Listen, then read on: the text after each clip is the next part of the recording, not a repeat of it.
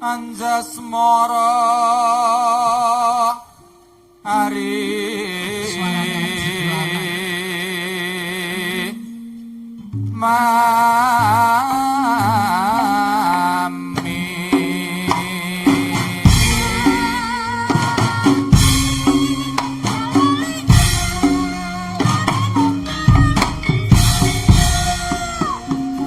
ana dewa anglang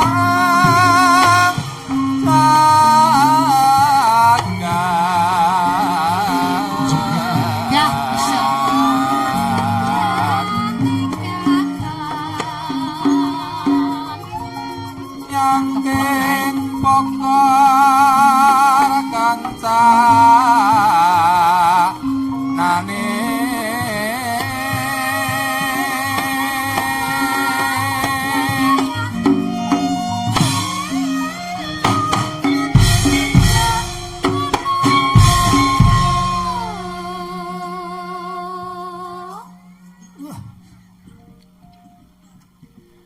aneng kutha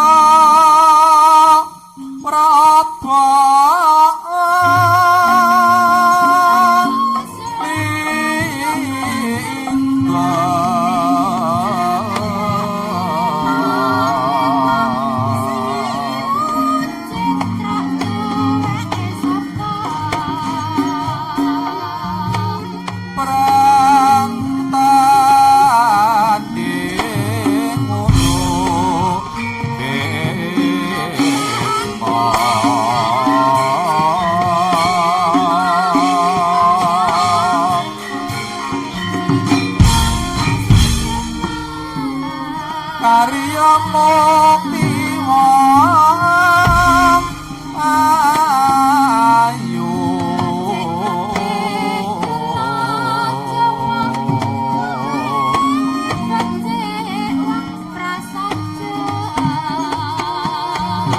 on kakang pamit Pak Lastro.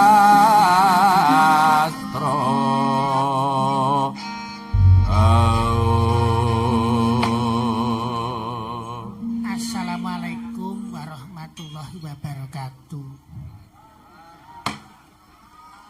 Ngaturke wilujeng dalu dhateng sedaya sangya para lenggah, langkung-langkung para sesepuh, pinisepuh, Bapak Lurah, Bapak Dukuh, sak kiwa tengenipun, Bapak RT RW sak wewengkon. Langkung-langkung sedaya para kadang-kadang wonten ing dusun Pundung mriki. Iya mak ngaturke kula nuwun. Ya. Alon-alon bae, ndak pedhot napasmu. Aku ki udakara 5 taun kok, Nduk, wis ora nyanyi. Saking dene ngatir goleke gawean aku. Iki ki ujube apa to, Mak? Aku kowe wis ora karep nyanyi. Kok ya iso-isane bengi iki aku kowe lenggah ana kene. Mau wis diaturke dening Bapak Pranatacara, Nduk. Bengi iki aku kowe sowan ing dalemipun Bapak Sumardi Utama karo adhiku Ngatirah. Iki ujube ingkang sepisan kuwi kejaba ling silaturahmi, kaping pindho kuwi tasakuran, ingkang kaping 3 iku ngluwari ujar. Ujare sapa? Ujare swargi pepundhenku Kang Rama Slamet. Kowe penere Kang Rama. Kang Rama kok ya iso-isane ya Mak. Swargi biyen ki duwe kekarepan. Nah, ngene ya, Nduk. Duk nalika warsa-warsa kepungkur rikala swargi ki jek sugeng.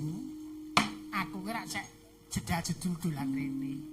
Mapan kene iki jek nggone sedulurku dhewe. Apa ya? Aku ki ya cek jedul nggone Yutarja. jedul nggone Yusis dirangkono ya kadang cek jagungan rene. Nah, mbok menawa saka kulinane sing cok aku kerep wedangan karo swargi Kang Krama kuwi, yo Kang Krama duweni pepenginan gelar kagungan. Oh, dadi iki ora nggone wong liyan brayat yo mau tuh. Nggone kakangane awake dhewe kenyer-kenyer. Nah, duk nalika duwe uni dadi putune lanang kuwi ana sing gelem, ana sing kersa diboyong rene, sesuk nek boyong ngundang wayang. Nanging mbok menawa wis tekan garis sing pesti, wayangan urung dilakoni, Kang Krama wis surut kasedan jati. Ngono to, Mak. Ya, njuk mengiki dileksanani marang adikku wedok Ngatirah diayomi dening kakunge sapa, Mak? Sing anyar Kang Sumar Sukir disengkuyung karo putuku wedok Paryanti, putuku lanang Paryadi. Ketemune putu-putu. Dadi aku ambok iki umur 30 tahun aku wis duwe putu, duwe buyut. Mapan penere ngono kuwi. Engko sik to, Mak. Iki men jengleh, engko ndak dikira kowe iki ngaku-ngaku. Kowe karo kene iki ngethuk-thukke sedulur mbok ora usah ngaku-ngaku. Kowe iki wong ora duwe engko ndak isin-isinke lho. Sugih miskin nek pancen kowe iki sedulure dhewe, krandahe dhewe ora kena diselaki, Nduk. Aja dumeh lagi sugih, aja dumeh lagi miskin, terus ora gelem srawung. Sedulur ku ya sedulur, getihmu getihku ki padha saka wong siji. Ngono ya, Mak. Dadi sadurunge aku matur akeh, aku tak ndongeng men kowe ngerti sejarah kakekmu. Iya ya, Mak. Dadi aku kuwi nek karo Kang Krama ku buyute wong siji. Buyute mbahku buyut Kasan Rejo. Oh, Mbah Kasan. Ya. Ming bedane Kang Krama kuwi putu sing buyut sing tuwa dhewe saka Biyung Kasan sing nomor 1. Dadi biyen kakek aku kuwi Rabi Wayuh. Jane aku ki arek niru wayuh ning ora saged. Lah wong sepel wis ditutke sak anak bojone. Tiwas karepku ki tak kon ngejak sinden sing enom-enom ngono. Ket mau hawane gone sumuk bae aku. Dadi ijik kandhae dhewe. Dadi Biyung Kasan ingkang sepuh kuwi biyen karo kaki anak-anak 5 sing tuwa dhewe kuwi Biyung Sailan. Sing nomor 2 kaki welas, sing nomor 3 kaki Merta Kliwon, sing nomor 4 kaki Rono Butruk, sing nomor 5 kaki Rodatu. Kowe kok ngerti? Ngerti. Wong Pundhong kene mangsa jengle ya. Kang Sis tak takoni glugap-glagep. Kuwi saka simbok sing sepisan, simbok sing sepisan. Simbok sing angka 2 kuwi peputra 7. Yaiku Pak Tua saya, Pak Tua Saiman Dilem, Pak Senen Nglegok, Pak Paiman Slembi, Mbok Sepi Jangleng, Ngadya Wedes Sebat. Sing keri dhewe Pak Ngatijo Slembi. Kuwi putrane Mbah Kasan kabeh sing ijik sugeng kari loro yaiku mbokku tuwa Rono Sepi karo bapak aku tuwa Marta Wedes. Kuwi putrane Mbah Kasan, putrane Mbah Kasan. Lah, Biyung Sailan ku mau yo anak-anak 4, Nduk. Kuwi putrane Mbah Kasan sing sepuh dhewe. Kuwi Biyung Sailan anak-anak Wajaminem. Wajaminem anak-anak Kang Krama Slamet, anak-anak Ngalimang, anak-anak Wijo, anak-anak mbakyuku paikem kono-kono. Ngono ya, Mang. Sing nomor 2 sailane iki ora peputra. Sing nomor 3 kuwi posaniyem swargi. Ya nurunke sapa, Mak? Nurunke Mbah Ayu pawit sak sedulur. Yuk sing ragile biyung sailan sapa? Wong Adinah. Wong Adinah anak-anak sapa? Anak-anak Mbah Ayu Tukiyah karo kakang aku Wajiman kuwi karo Mbah Ayuku Sakiyem. Mbah Ayu Sakiyem kuwi sedulurmu, sedulurku. Kuwi sedulurku kenyer-kenyer aku akan ngundang Bu Rasudi.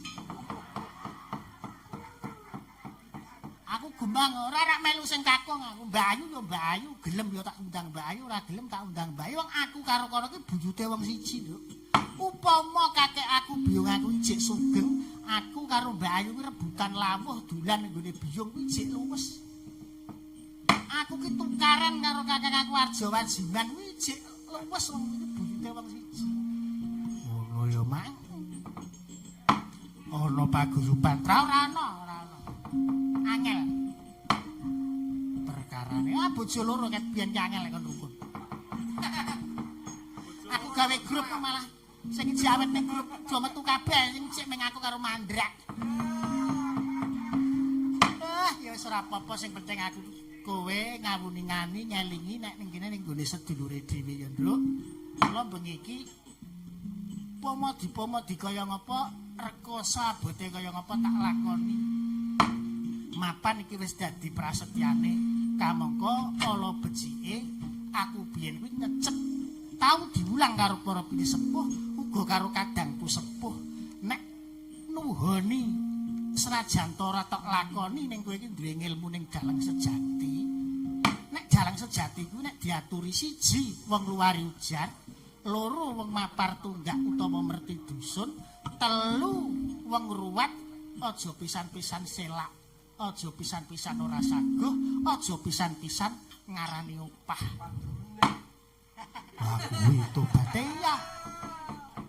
Iki niate bengi iki men krompyong.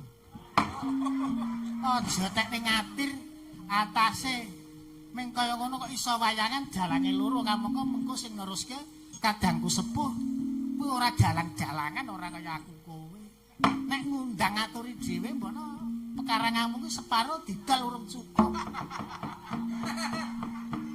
Apa ora bejo sineng ora kangelan? Iya ya, Mak. Ya, ning ora apa-apa lillahi taala nyengkuyung marang kerteking sedulur lho. Iya ya, Mak. Nah, bengi iki aku kowe nglantarke apa sing dadi jube. Sing angka 2 ajiku ngatir kuwi ngadani kekan putune.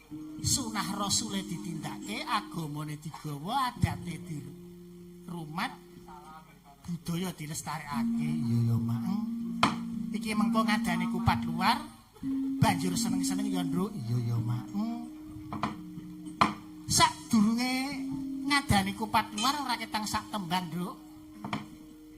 Kanggo ngaso unjal napas, tata-tata lair lan batinku. Nyampurnake apa kang dadi kajating swargi Kang Rama Slamet ingkang ditindakake dening putra wayah disengkuyung dening sanak kadang Tanggaraga lan Magersari diayomi dening para pinisepuh. Aku tak nyuwun dipun berkahi sak tembang dhisik engko bar nembang terus tindak kupat luar. Iya ya, Mak. Nepangke sinden porangko sik nepangke mengko banjur arak nyuwun tembang apa? Mau ana panyuwunan saka pamriksa sapa, Mak? Pak Dukun Dawung. Pokoke urung arep kondur nek budhe tumikem urung nyekar sineman uler kambang karo Kutut Manggung. Kok Kutut Manggunge gara-gara saiki jinemane sing uler kambang. Kuwi Bapak Dukuh nyaosi katresnan iki kagem butumikem pira, Mak? 100. Wah, mbok rasa repot-repot Sujek ling arek ngedum. Arek tak openi pema. Ora arek openi aku, Nduk. Dadi dalang sing satriya. Kuwi wis hake para sindit. Iya, maaf. Monggo, Nggih. Nyuwun pun berkahi Jineman Uler Kambang katur Bapa Dukun Dawung. Menika wonten katresnan 700. Matur sembah nuwun paringipun rejeki ingkang pun paringaken dhateng kula mugi-mugi ingkang maringi menika dipun paringi kalian Gusti Allah ingkang langkung kathah. Amin. Nggih. Niku Jineman Uler Kambang nyelawe kutut manggung 75. Mangke menika kalih gendeng 100. Nggih. Oh. Lah, jan larang banget niki. Putut manggung nggih to. Putut TW siji pirang yuta. Nggih, matur suwun. Nggih.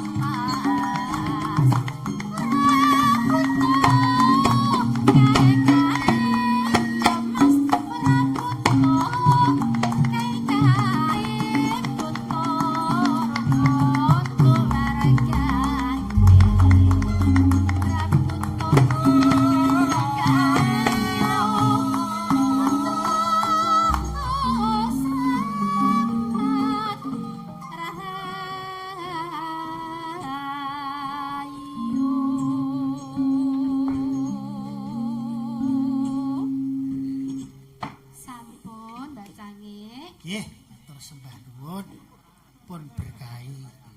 Mengke nek kirang marem gara-gara melih. Lah iki ngene ya, Nduk, iki akeh banget panyuwunan mengko dipinangkani siji-siji. Iki ana saka Jakarta, ana saka wah, Umbu. Nanging ko ayo padha dileksanani dhisik ujube bengi iki. Muga-muga aku kowe diayomi dening Bathara anggone ngadani nyendal kupat luar. Kanthi srana nyendaling kupat luar sak mengko muga-muga keluarga ing kene wiwit dina iki tekan sak seteruse mangya rahayu wilujeng. Kanthi asesanti muga-muga aku kowe tansah eling marang Gustine.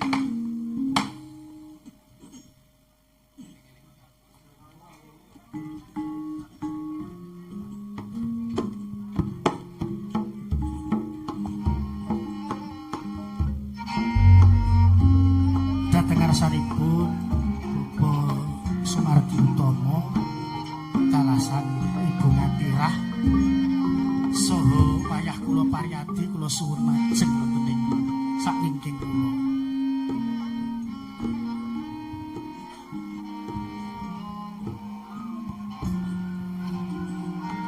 Dhateng ngarsanipun Bapak Lurah, Bapak Dukuh, para pini sepuh, aji sepuh, sesepuh ingkang kono ing pamawas miwah lebdo ing pitutur. Kula suwuni donga miwah pangestu anggen kula badhe ngadani nyendal kupat luar wonten ing dalu punika menapa ingkang dados jaring swargi kadang kula sepuh kang krama slamet duing umi.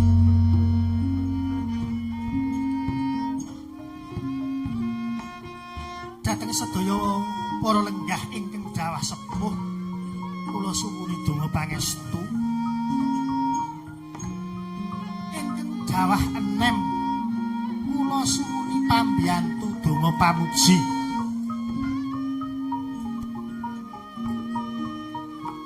Mugi-mugi sak paripurnane pagelaran Ringgit Wacucal dalu punika sak mangke sak putra wayah buyut canggah tedhak turunipun swargi kadang kula sepuh kang krama slamet mangya suka basuki tinebihaken saking suker sakit lara wisa sinaketaken dhateng kamulyan kantun ngarep-arep tumurunning wahyu katentreman mapan swargi kang rama slamet duwing menika lelakonipun boten kurang-kurang nandang lara raga lara wigena lara gelo lara wirang saenturune sampun jangkep langkung-langkung swargi Mbak Ayu kula krama ngantos dumugi dipun puput yuswanipun tesih nandang gerah lara gelo.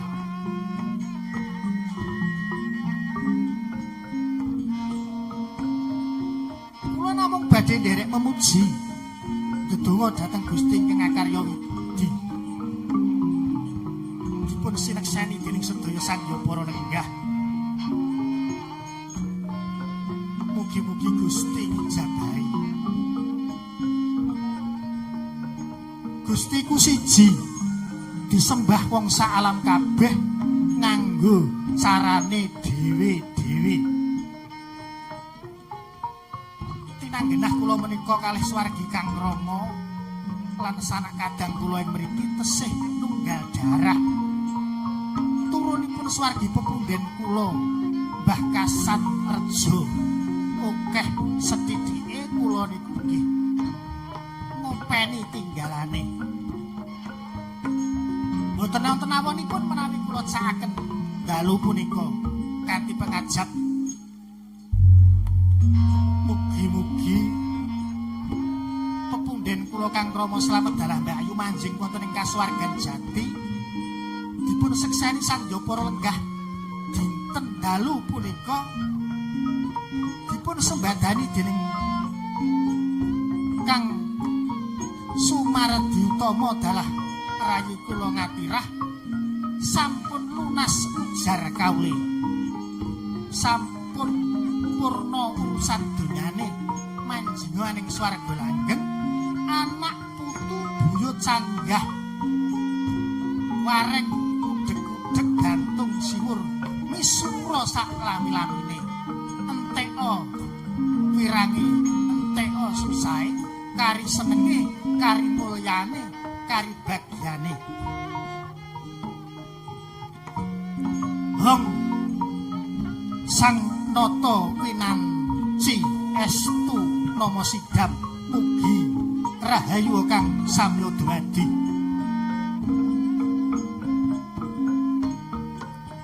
hong estu nama sidhap mugi rahayu kang samya dumadi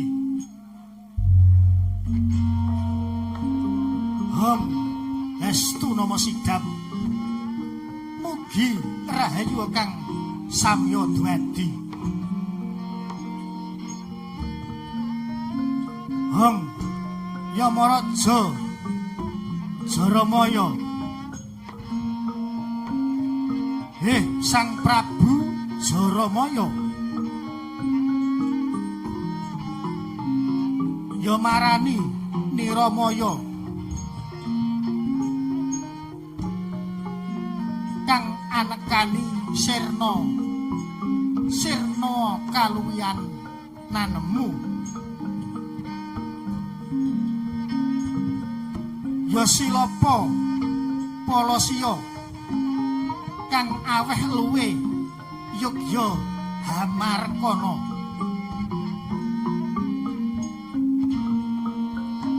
ya midosa radamaya kang aweh melarat yogya nyukupana ya midosa sadumya kang nyikara ayu nyang saya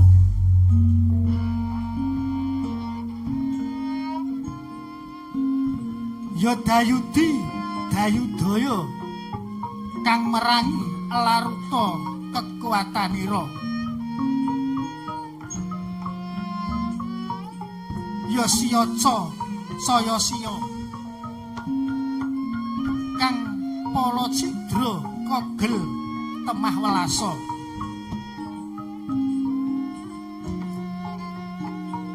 ya si Hama Mahasiya kang dadi ama Yogya Asya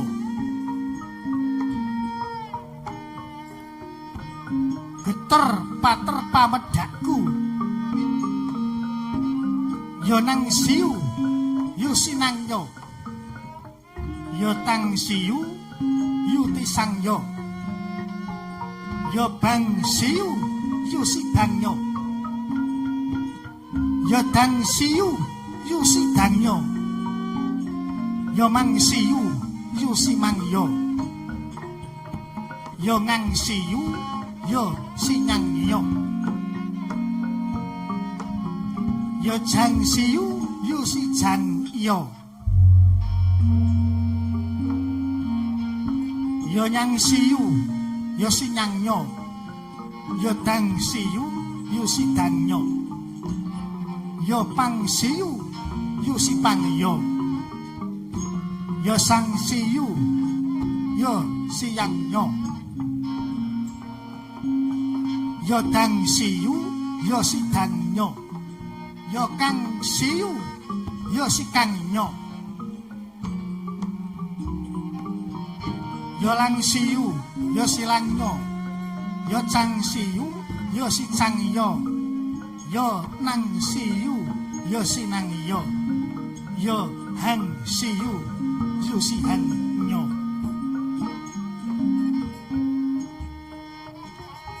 mapanipun dhateng giya-giya tegesipun kidul wetan. Duksina tegesipun kidul, Kameya tegesipun kidul kulon. Pracima tegesipun kulon. Narawitri tegesipun lor kulon. Utara tegesipun lor Narasanya kulon. Narasanya tegesipun lor wetan. Purwa kiblat wetan, kiblatipun telung perkawis.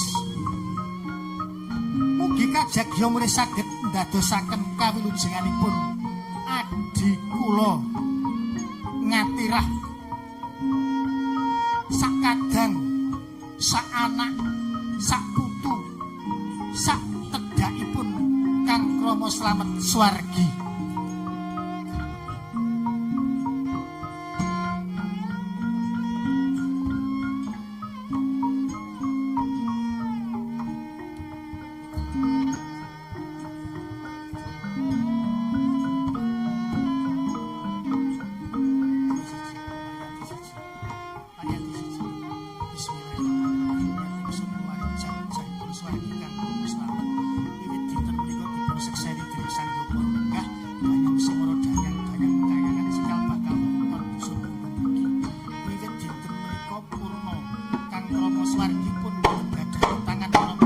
Bismillahirrahmanirrahim. Ya.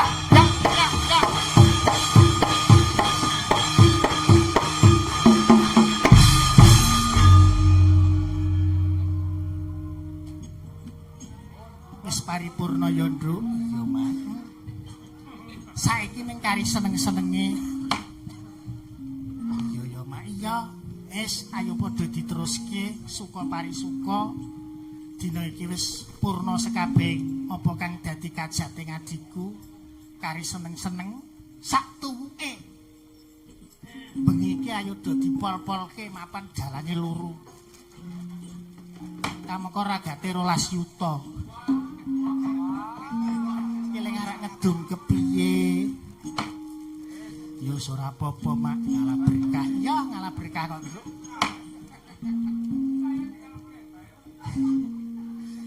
Kakang aku wis kepiye dimbuh. Ya ora dadi apa, Mak. Ya awake dhewe ora ngarani kaya ngono. Ora lahir batin tenan kok, Nduk. Iya. Kowe entuk piwales saka Gusti sing luwih akeh. Iki ana pamundutan, Nduk. Saka sapa? Akeh banget. Tak wacane ya. Ya, Mak. Salam kagem Ketua Kabon. Mugi tansah rayu sabar momong. Sedaya sedulur niki saking sedulur Jakarta, sedulur Trah Mbah Krama Suwita nyuwun lagu Podang Kuning. Pira, Mak? 50. Wong Jakarta 50. Kalah karo sing Princek Wedhus. Aja diolok-olok iki katersa. Iya, Mak. Ora apa-apa. Nepungke dhisik ya, Mak. Iya, nepungke dhisik. Bengi iki sowan kurene diderekke kanca pradonga komplit. Kamu kaya ora setengah-setengah. Iya, ambek ora ngopo-ngopo kae. Ya panggung, ya tendra, wayange ya sing apik. Emane papane kurang jembar dadi ora disimping kabeh. Demben ana wong arak wayangan nganti gelut. Perkara kelir karo kotak wayang. Ora apa-apa ya. Alhamdulillah saka dina iki nganti saka wingi ora tau mulih. Tekan kono-kono rezeki, Mak. Wong ikhlas dijoli karo Gusti sing luwih akeh. Ayo dicekel miki aku tak pitepangan 5 taun wis ora tau mayang. Ngantek lek lingguh iket mau. Mubeng minger. Upama mau nek aku dijaluki sokongan rakyat ku malah trima kuwi kok mbangane kon mayang. Ora ngono to, Mak. Iki sing saka kidul dhewe. Nggih, sugeng dalu Mbak Limbok Bocange. Wilujeng dalu kali sinten iki? badhe tepangan nami kula Tini Ika Lestari. Pidalem wonten pundi, Mbak? Pidalem saking Padem. Oh, Padem to. Walah. Putune Mbak Ayu ku Temanggung. Kowe nek karo aku Mbah. Mbah, nggih berarti Aja batin, mbahe kok ganteng. Lah nggih kok iya. Nek karo aku Mbah ya nek ya aja Pak. Soale mbahmu Temanggung ki Mbah Ayuku. Tunggale sing ngempul kuwi ya Mbah Sis. Sampun rampung ning sekolah? Dereng tesih sekolah. Kelas pinten? Kelas kali SMA. Dereng kuliah. Dereng. Ning kok aku tau ngerti ratirit tau pethukan ning Tlaga Warak. Hati-hati nek dadi anak buahe Kang Paiman, hati-hati nggih. Nggih. Kuwi aja semono mbane wis ajari tok. Labuh marang kabudayaan. Pokoke sing trima ya didol murah ora apa-apa. Jenenge ajaran mah, ajaran. Undang-undanganipun Dik sinten? Tini. Oh, Dik Tiwi. Oh, alah. Aku biyen kok eling lair kok kesusu. Kenapa? Lah rumah aku ki yo jiarak kaya sing nom-nom kuwi. Nggih, Mbak Tiwi kelas kali SMA. Benjang badhe kuliah napa? Kuliah. Oh, wonten pundi recananipun? UNY. UNY. Mboten rabi mawon apa? Boten nggih. Ampun sarabi kalih dalan. Lah napa? Wah. Gurlorati. Meneh-meneh wiyaga. Wah. Gur kemaki tok ora sumbut. Beledis kae lah. Wiyaga nom-nom ora kok 76. Oke, nggih, Mbak Tiwi. Geser lajengipun menika kalian sinten pidalem pundi, Bu? Nggih sugeng dalu Mbak Yuli Mbak Yecange. Wilujeng dalu. Nderek nepangaken nami kula Suyanti. Bu Suyanti. Lenggahipun Bejaten. Wah. Bejaten iki tren ana sinden. Biyen ki rumah saku sinden ki tungu melikan. Gue nganti-nganti sing ngeterke lek Bagio. Nggih. Bu Suyanti matur sembah nuwun sampun kersa rawuh. Nderek ngregengaken dalu punika. Geser malih sing sisih lore. Sugeng dalu Mbak Limbo, Mbak Cange. Wilujeng dalu kalian sinten, Nak? Nderek nepangaken nami kula Tata. Tata. Nggih. Lenggahipun Saking Krambil Sawit. wah, jagat Dewa Bathara.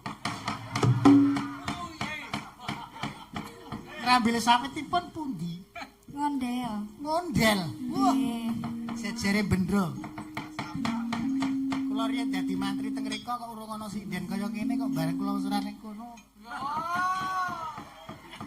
Nggih, nderek ajar ten Citra Laras.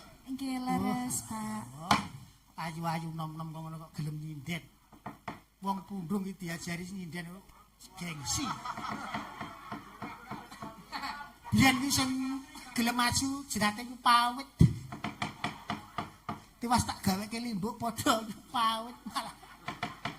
Oh, alah nggih. Dik Tata. Nggih, sing ler piyambak mboten usah ditepungke. Menika pepunden kula Ibu Tumikem pun janji. Kula anggere mayang pokoke Ibu Tumikem kedah nderek nganti tekan punika. Janipun kula menika sampun dangu mboten purun ngringgit amargi kawontenan. Aja tekne nulungi sedulur bengi iki ndak Kang Rama ora kesaur utange kok ya Nduk. Iya ya, Mak. Saiki tak balik sekolor. Niki sing ajeng minangkani nyuwun podang kuning. Mbak Tata nggih. Kendel mawon. Pokoke sing gayeng anggepen warepku ora nang wong wing. Teng regunu maijan kabeh.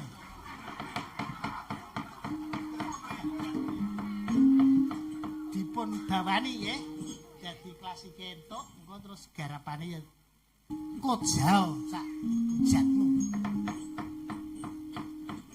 Kowe arek joget mak ora sudi. Malah tung-tung ngene ya. Mang. Monggo.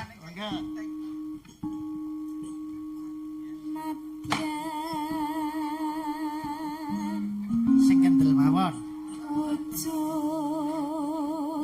timung peksi. Mbak Tata tesih sekolah. Sampun lulus, Pak. Kerja napa ajeng kuliah? Kerja. Napa pasare nderek mriki? Aja kesusu nok. Ora usah kesusu. Pokoke entek-entekno masa mudamu aja kesusu, aja gampang kegodha karo wong lanang. Kocap ceklik kowe rabi terus manak, wis. Gur pawon mbah-mbah, wah. Kamoko sesuk nek anggere kowe wis rabi, terus engko joko-joko nom-nom bagus-bagus iki luwih akeh. Adane terus getut. Aja ngajari sing elek-elek. Adi nembang dijak omong. Lah karo nglatih kok ya men karo lali jajal ketemu apa ora. Ketemu ora kaya kowe.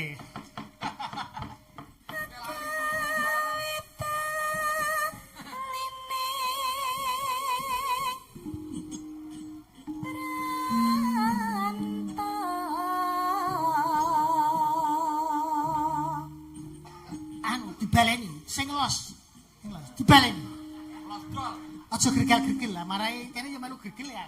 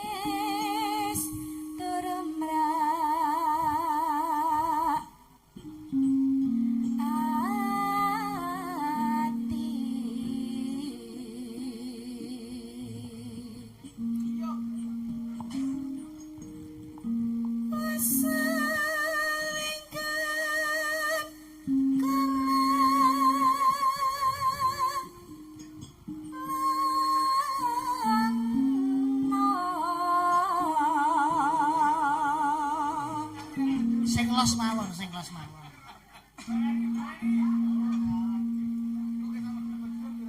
Wong ajar kaya mak iya. Ora apa-apa. Yo. Goleki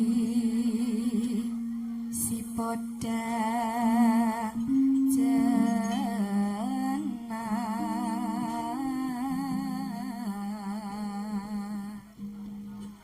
Goleki si podang jenar.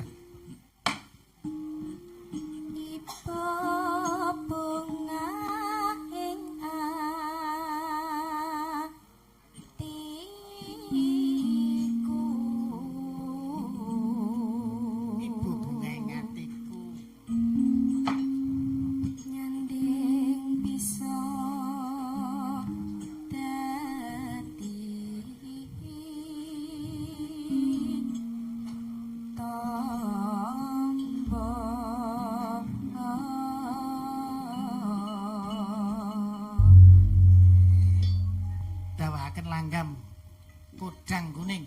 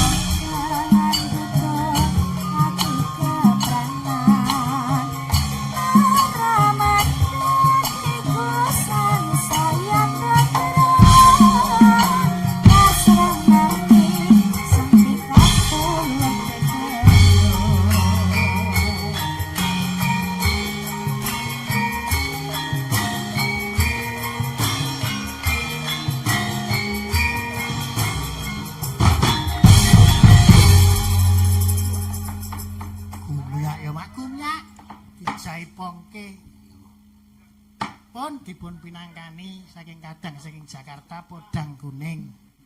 Geser ngidul. Nyuwun pun sekaraken sekar gambuh, Bu. Mengke pun dawahaken tembang PKK Maju.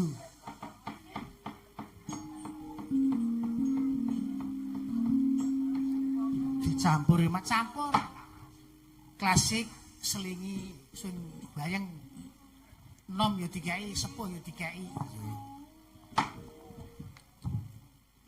Slendro pelek manggake.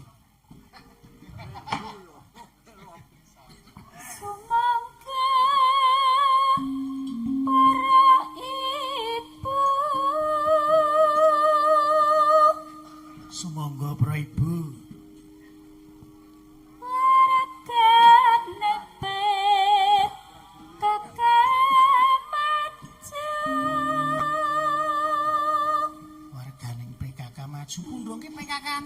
Maju lho, Nduk, maju banget. Dipimpin karo Buduko, karo Bucarik. Gejok lesung eneng, senam eneng. Lan Siyayono. Desane resik. Ya mak iya, gerakan rutin. Ayo, terus ki. Kita sami ngerti sangone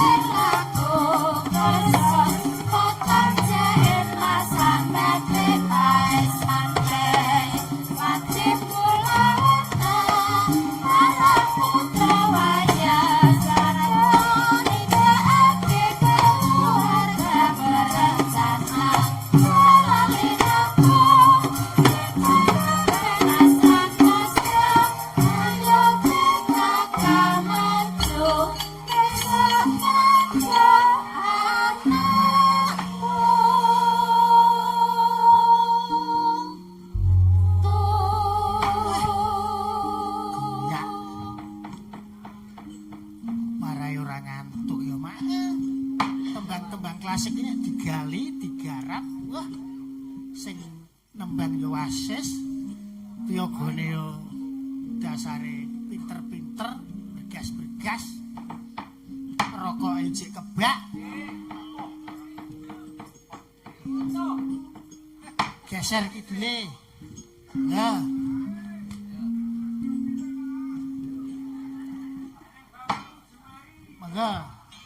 Dewi ajeng nyekar napa? Langgam kadung tresna mawon. Oh, nggih. Langgam kadung tresna diaturke kalih para pepundhen ingkang tesih lenggah.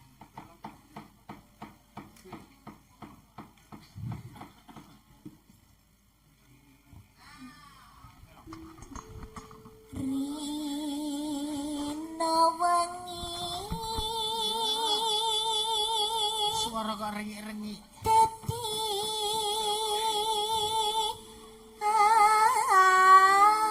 ati. Kayak bapakmu Lidi, kayak budar.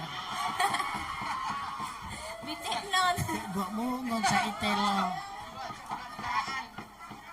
Alah, Drol, Tartondro. Iku biar iki ngipi apa? Ayo.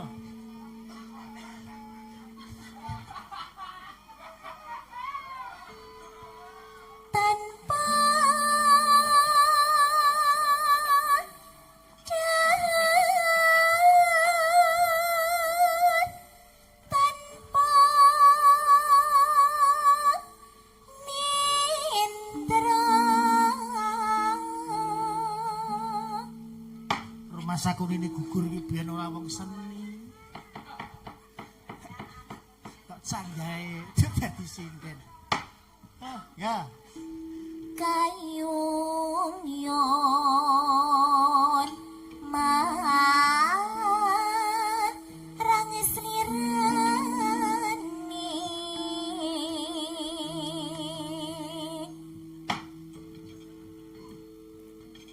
tansah kumawangi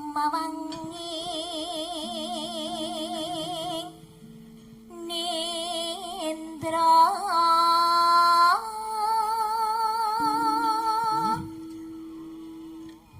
jero ati kadung tresno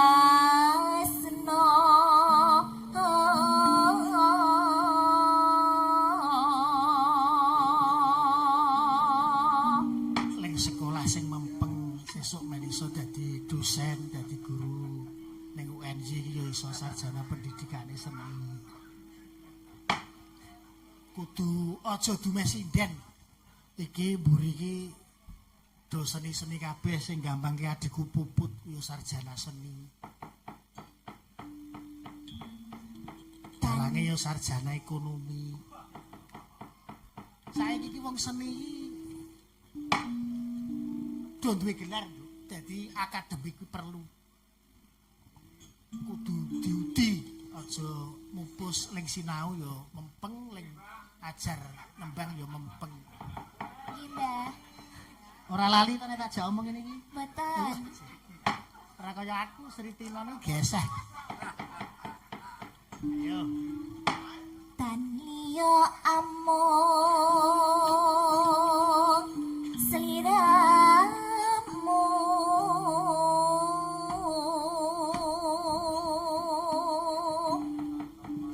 satemah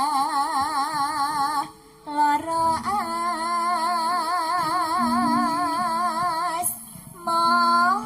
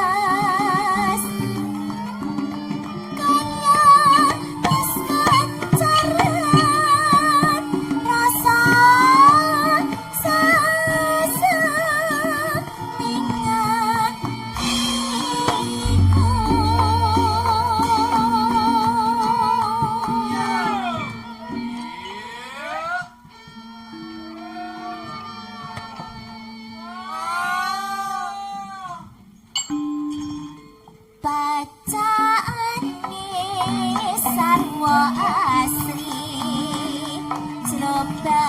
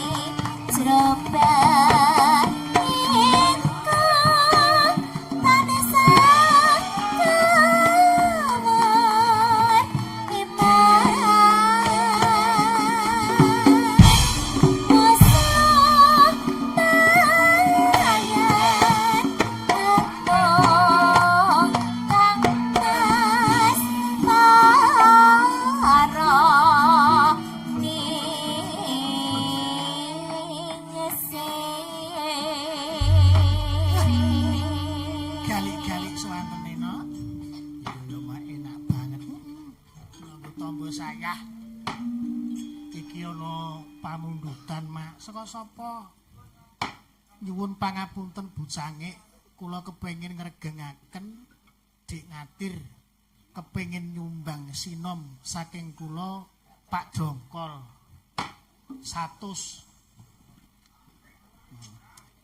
Ayo piyayine diaturi munggah. Ayo, Cok.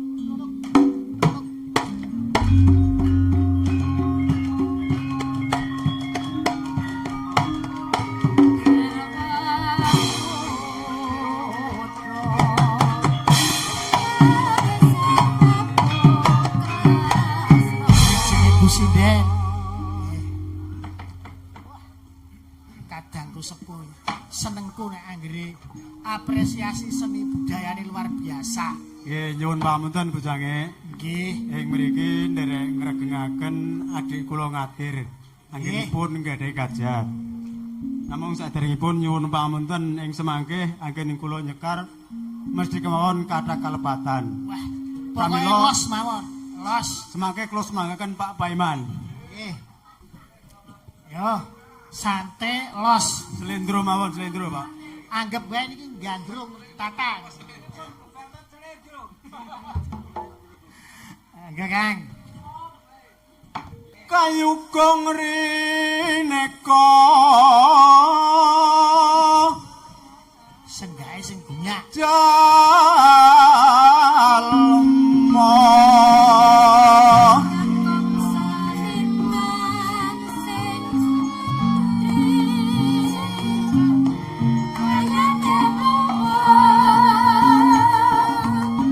blipes bangsa bengwa natri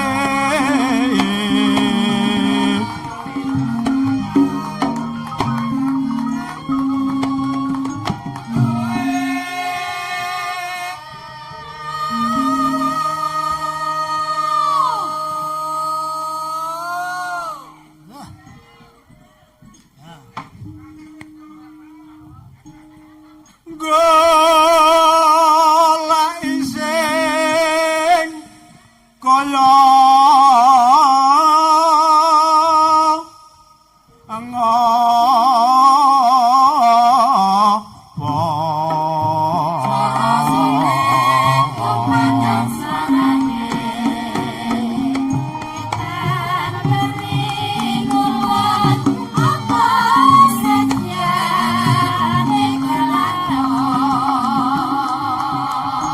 arsa nampe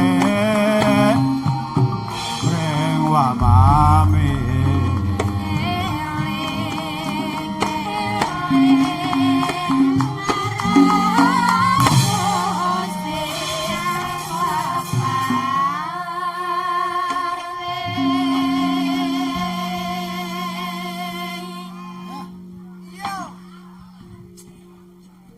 Sindene gunyak, Kang. luas pantas awak mami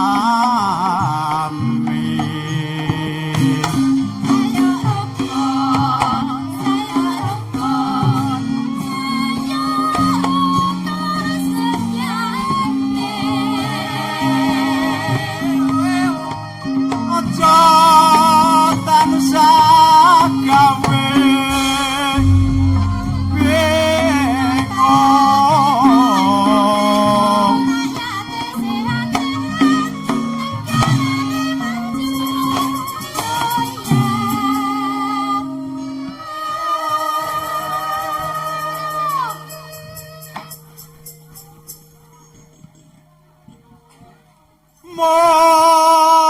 mesti kaning jagat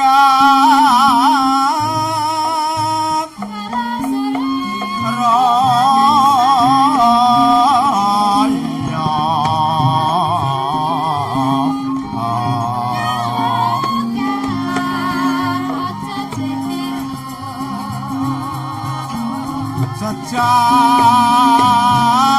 sejagatan ana sami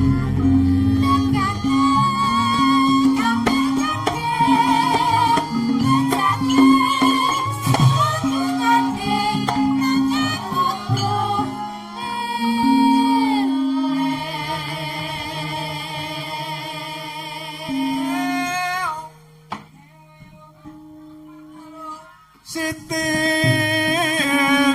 Rangga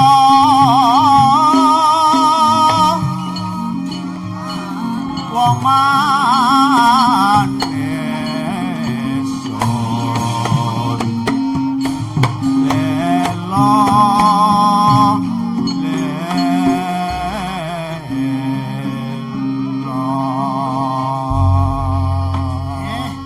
Terus sembahipun. nyuwun panten. Kalih anu, Kang.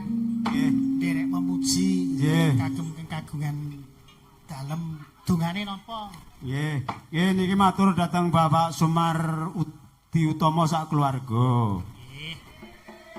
Saderengipun nyuwun pamunten panjenengan nandhai gadhe kajat dalu punika mugi-mugi ing semangke saged jumbuh kang ginayuh. Sembodo kang jinangka basuki kang kaesti kanthi donga para pinisepuh kang kaaturan lenggah dalu punika. Nggih. Cekap kanthi matur nuwun. Nggih. Matur sembah nuwun Kang awit panjenenganipun. Mugi Gusti paring piwales ingkang matikel. Nduk, apa mak? Iki lakon dawa. Ayo padha diteruske engko disambung ning gara-gara meneh.